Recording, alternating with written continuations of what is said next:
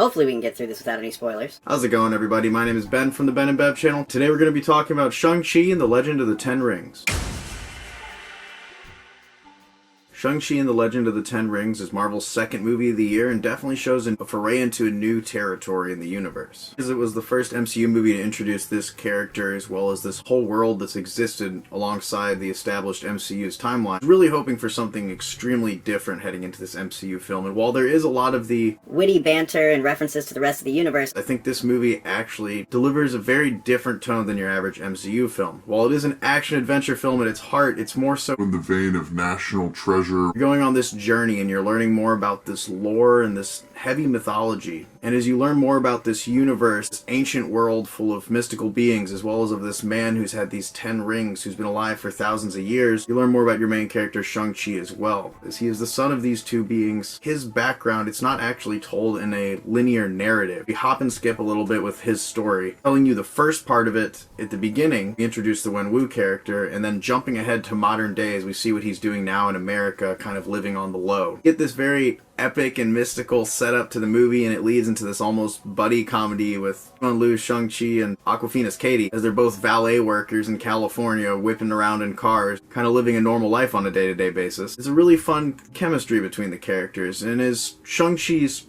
old life begins to collide with his new one, it's really fun to come to the realizations with our main characters as they themselves are a little bit in the dark on what exactly is going on. There's a lot of hints to the MCU with the appearances of Wong and even characters like Abomination, as well as some other characters who I'm really glad are returning. Most of them are just used as references to the timeline and exactly where we are within it, as well as expand the universe out in a little bit, as the scenes with Wong really just feel like Wong is in his own movie and we're just getting a little glimpse of what he's up to. This is a passing scene and just a little quick nod and chuckle. Also appreciate the personal arcs that our characters go on. While Shang-Chi's arc is really just about him realizing his own power and the potential that he can have with the lineage of his father, as well as the great power from his mother in the fantasy world that she originally came from, as he tries to carve his own path with these massive figures laying above him. All this is the big arc that really pushes the story forward and really starts enveloping us in this foreign world full of mysticism, as well as a full-blown fantasy element when you get to the last half of this film. All of the other side characters' arcs are also really fulfilling. Even Wenwu, though he is the villain, he is fairly sympathetic to be towards because he's kind of been driven mad by his power at this point. Don't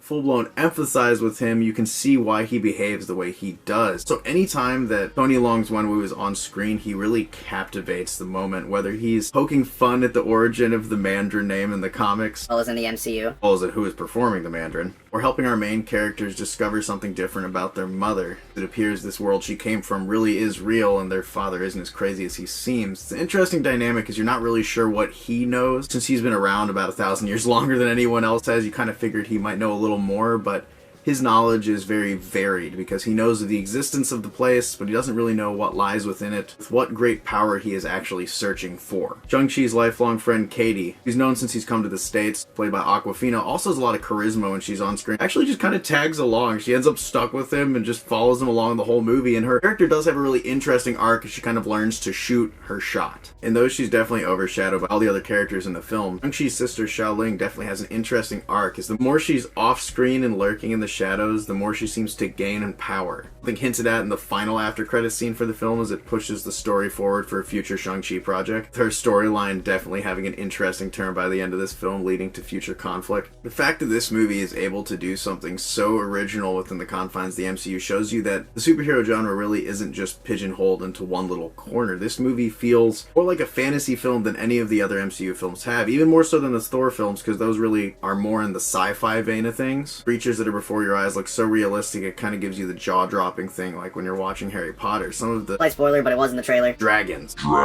You see the dragons, the lions, the weird critters, all that stuff. It is insane what they've done with those. They look completely real. There's some absolutely astonishing scenes with those creatures, and the fight scenes, the hand-to-hand combat really has some gravity to it. While not as heavy or as gritty as The Raid, really channels some of the better fight choreography where it looks almost like they're dancing, similar to Crouching Tiger, Hidden Dragon and movies of that nature. Very high stylized fighting, big stakes, but it definitely feels like these fights are the setup for something else in the future. Specifically, the one that's on the side of the building scaffolding does have a huge gravity to the sense of falling, especially to someone like me who is terrified of heights. She and his sister were just effortlessly swinging between the bamboo scaffolding as it's falling apart as they're being attacked by a group of Ten Rings ninjas. Was a little crazy. It's definitely astonishing to watch, but it definitely took the gravity out a little bit as they're just kind of whipping through without having to double check their balance or anything like that. Meanwhile, Awkwafina's character can't even walk across the straight line to get to the elevator. All in all, this movie is a really astonishing watch. It really is setting my hopes up for this future phase of the MCU. I was really curious where they were going to go after Endgame. With Black Widow, I wasn't really sure where it was heading because that movie is kind of just a placeholder in its own separate mission in a way. Like, you knew that she wasn't going to be dying in that film, so it had a very different feel to it. It was almost like a side story. This movie's a side story, but a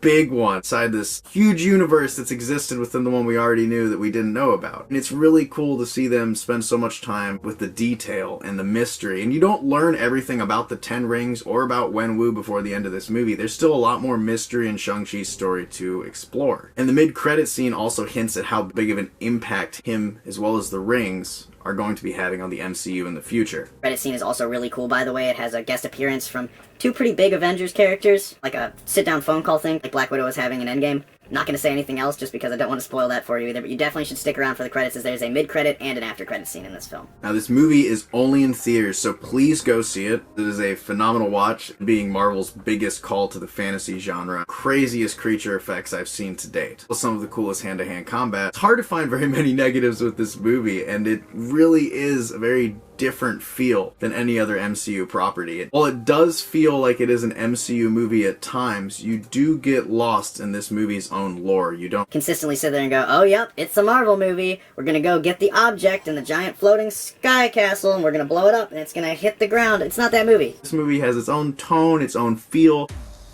truly feels like the start of something beautiful. I'm gonna give Shang-Chi and the Legend of the Ten Rings a 9 out of 10.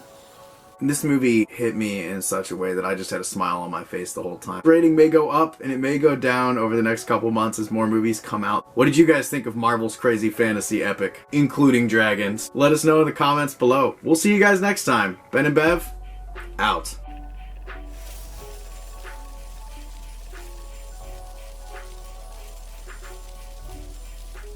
Yes, this movie is on par with Suicide Squad. I'm not sure which one you should see in theaters. But both of them. Just go see both of those movies. They both need to be seen on a big screen.